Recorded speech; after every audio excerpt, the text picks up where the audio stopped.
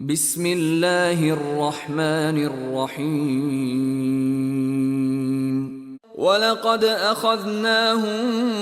بالعذاب فما استكانوا لربهم وما يتضرعون حتى إذا فتحنا عليهم بابا ذا عذاب شديد إذا هم فيه مبلسون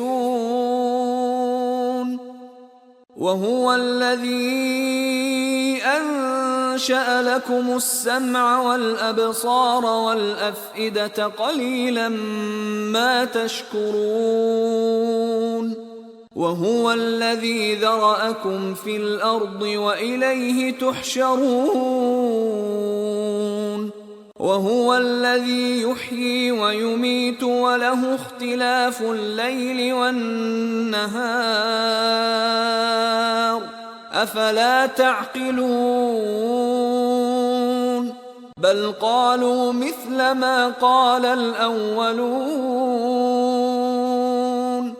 قالوا أإذا متنا وكنا ترابا وعظاما أإنا لمبعوثون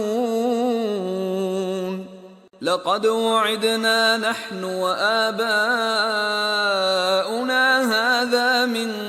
قبل إن هذا إلا أساطير الأولين قل لمن الأرض ومن فيها إن كنتم تعلمون سيقولون لله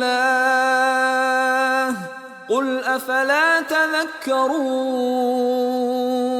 قل من رب السماوات السبع ورب العرش العظيم سيقولون لله قل أفلا تتقون قل من بيده ملكوت كل شيء وهو يجير ولا يجار عليه إن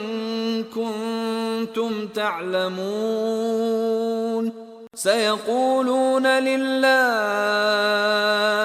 قل فأنى تسحرون بل أتيناهم بالحق وإنهم لكاذبون